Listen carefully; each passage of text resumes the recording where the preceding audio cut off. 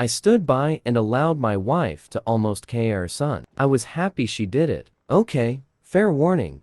This one is long as hell. Apologies for that, but this is very hard for me, and I have been carrying it for a lot of years. On the advice of my therapist, I've written it all out to try to work out my feelings on it. He didn't advise me to submit it to Reddit, of course, but I have struggled with this for a long time, and I need to hear other people's opinion on it. I still really have no idea how I feel about it, even after all these years, but I will submit for judgment by the masses. I know I did wrong on some things, probably a lot of things. I tried to do my best that I could. My son was very troubled, very troubled. If you have seen the movie, We Need to Talk About Kevin, it will really help to understand what I'm talking about. Because I swear to God, when I watched that film, I thought I was watching a documentary of my life. I felt like the writer must have had cameras hidden in my house. That's how accurate it was. The only difference is that in the movie, the boy appears normal to his father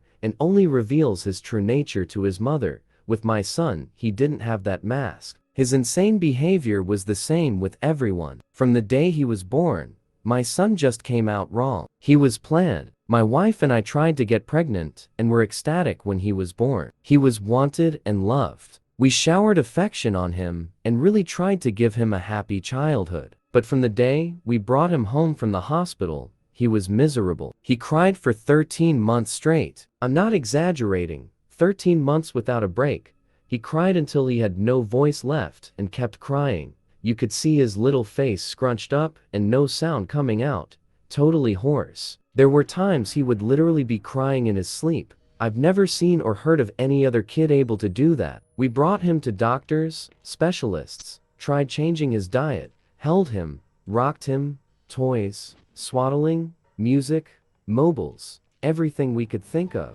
Nothing worked. 13 months of grind, no sleep. Hell, once he got over the crying stage, we thought we were out of the woods. But it quickly became clear that for some unknown reason, he was just angry at being alive. I never saw that kid have a genuine, joyous smile once in the time I knew him. I saw him grin a vicious, horrible grin many times, taking a perverse pleasure from causing pain or suffering or breaking a rule. But a smile from real pleasure at something nice? No, never, not once. He had no interest in anything positive. He was fueled by hate, and everything he did was bent toward that. As soon as he could walk, his mission in life was to destroy things. He would break or try to break anything that came in his range, smash it, chew it, throw it in the toilet, whatever he could. After a while, he figured out how to get his diaper off, and took great pleasure in pooping and peeing anywhere he could.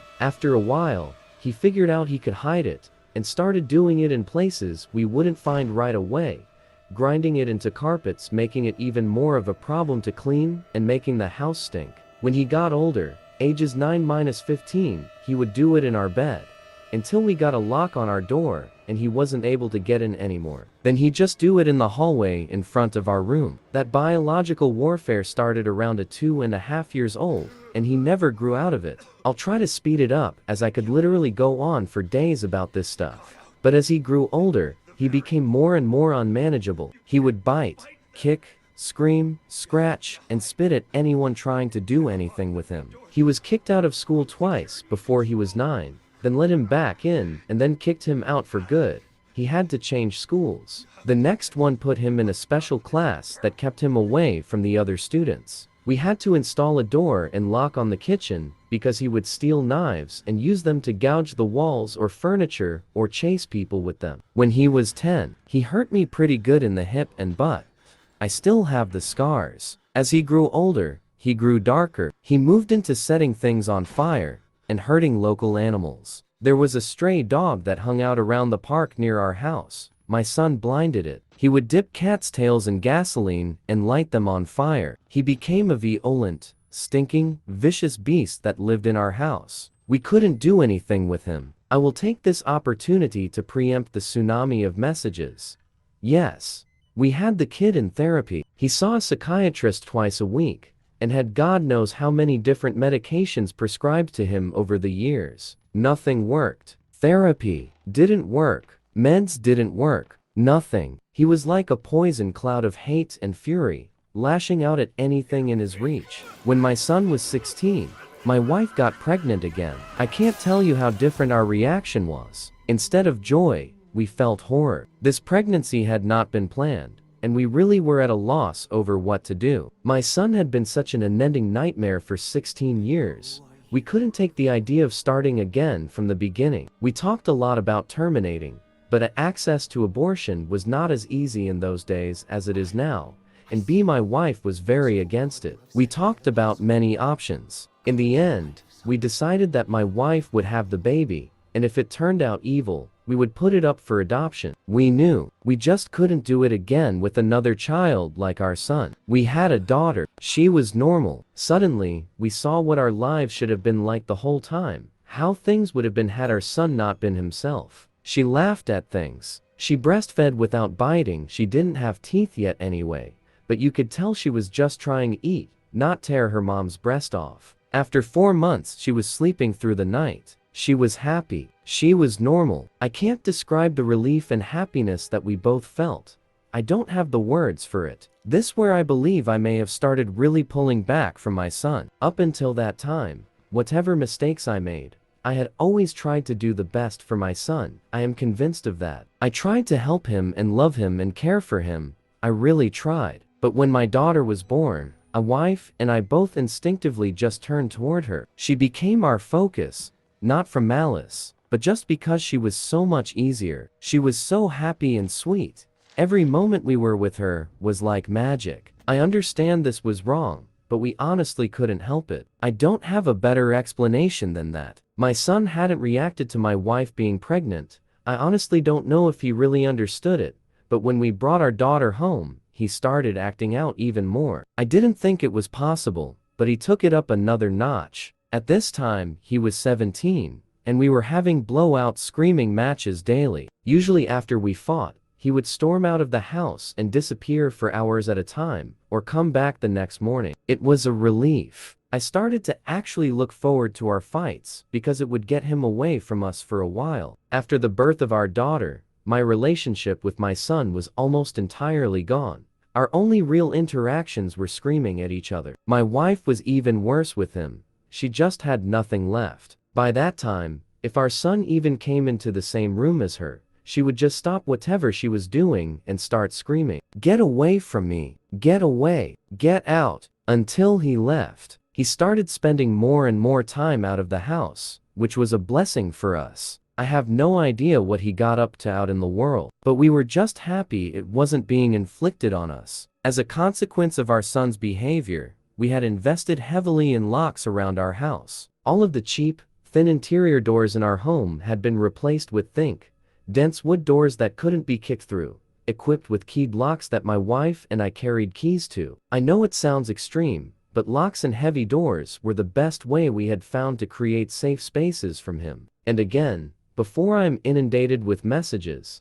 I was not locking my son in rooms like a prisoner. He had free reign of the house and could come and go as he pleased. My wife and I would lock ourselves in rooms to protect ourselves from him. If anything, we were the prisoners in our own home. On the day in question, I had fought with my son in the morning, and he had left the house in a rage. My wife and I were enjoying some peace and quiet in the kitchen while our daughter napped in our bedroom. And then my daughter began crying. Any parent who has young children can tell you, you get used to your child's cries, and you can tell after a while what they need. They cry differently if they are hungry, or need changing, or are just restless and want to be held. Babies can communicate pretty well before they can speak. This cry was none of those things. This cry was terror. The second we heard it, my wife and I were both up out of our chairs and running to the room. The door was locked, of course, and it took a few seconds to get the right key and get it open. My son was in the room. We lived in a bungalow, and the bastard had climbed in the window to get to her. He was standing over her crib with a sharp object in his hand. I have no idea where he got it. It wasn't one of ours. We controlled ours very carefully, and always kept them in locked drawers. I think he may have stolen it from one of our neighbors' houses. He had broken her skin twice already, once in the belly area and once on her arm. I could see blood running down. When I entered the room, he was dragging the back of it down her face, almost tickling her with it, teasing her while she screamed. He looked up at us and smiled. Before I knew what I was doing, I was already moving, running to put myself between them. I didn't think about it. I just moved instinctively. Even with that, my wife got there faster. It was like a movie on fast forward. She got to our son and bashed his hand away, knocking the object across the room, and then shoved him with her whole body weight, so hard that he flew away from the crib and bounced off the wall. I picked up my daughter and held her while my wife screamed us. I could see her shaking, almost convulsing. I can remember the smell of the room, the sound of my daughter screaming and wailing, the look on my son's face as he stood there. Just nothing. Blank. There was nothing in his eyes, no emotion. He looked like an alien to me. I watched my wife take a step toward him. I could have reached out and stopped her, but I didn't. She stepped forward again, very close to him. I could have stopped her again, but I didn't. She waited, looking at him for maybe 3 to 5 seconds without moving, and then she punched him in the face. Now, until this point, you may have been picturing my wife as a typical woman, small frame, dainty, delicate. This is not the case. My wife does have a small frame, but dainty and delicate she is not. Never has been, since I've known her. Since her early teens, my wife has been a boxer. MMA didn't exist back then, but karate and boxing were big in those days, and my wife was a very talented amateur. She was about 130 pounds, she carried a lot of muscle, and she knew how to punch. I had 70 pounds on her back then, and I have no doubt that in a real fight between me and her, she could have and would have pounded me flat. Neither of us had ever laid a hand on our son in anger before, but something broke in her that day, and all the years of anger and pain and sorrow and frustration just came pouring out. His head snapped back and blood started pouring out of his nose. He hardly reacted. He just looked at her with this shocked expression, like he didn't know how to process what had just happened. She waited another second, and then she did it again. I could have reached out and stopped her. I could have dragged her out of the room, taken her away, calmed her. I didn't. I just stood there and watched while she systematically started to do it. Every time he brought his hands to cover one part, she would do it somewhere else. Body, head, over and over. He started screaming, crying out, yelling for her to stop. It's the most genuine reaction I've ever seen him have to anything in his whole life. But she wasn't stopping. I watched her ramping up, hitting harder, faster, working him like a heavy bag. He tried to swing at her, and she slipped him easily. She was on autopilot, sinking down into her training. I stood there watching for a minute. Then I turned my back on them and took my daughter out of the room. I brought my daughter to the kitchen and gave her a bath in the sink. I found that she was hurt on the sole of her foot. They were all superficial. I cleaned her up and held her until she calmed. I put polysporin and band-aids on her wounds. In our bedroom, I could hear my son screaming, calling my wife horrible names, telling her he would hurt her. After a while, I didn't hear him saying anything anymore. Didn't even hear him crying out. I assumed that he must have been passed out, but I could still hear her doing it. That went on for a long time, long enough for my daughter to drift off to sleep in my arms. I just sat at the kitchen table waiting for her to finish. Finally, she came out and sat down across from me. Her hands were swollen and red. Her face and arms were splattered with blood. Her chest was heaving. We just stared at each other without saying anything. After a while, I asked her, "Is he DD?" She looked back at me and answered, "I hope so." I nodded. That was all there was to say about that. I understood how she felt perfectly. I felt the same. I didn't know what to do, so we just sat there waiting silently. Eventually, my wife started crying and went to go take a shower. I just stayed where I was holding our daughter. After a long while, I heard moaning and sobbing coming from our room. It turned out that my son was okay. I went in to see how bad it was, and it was pretty bad. I've never seen a more merciless scene. He was lying on the floor, rolling around with blood leaking out of his face, lying in a pool of vomit. His nose was squashed flat out across his face.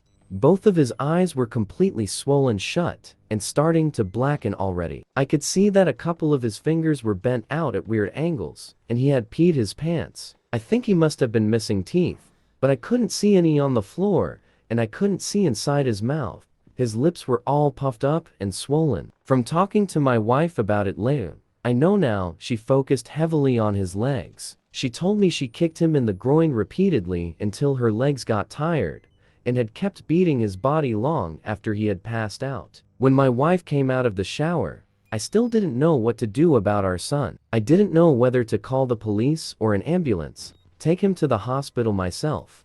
I honestly didn't have any idea what to do. After a while, I realized that I simply didn't care what happened to him anymore, and we decided to just let him take care of himself on his own. There was an in-law suite in the basement that we had never really used, and my wife, my daughter, and I just moved down there. We simply ceded the top floor of the house to my son and locked everything down, separated our lives entirely. There was plenty of food in the upstairs cabinets, enough for a couple weeks or more.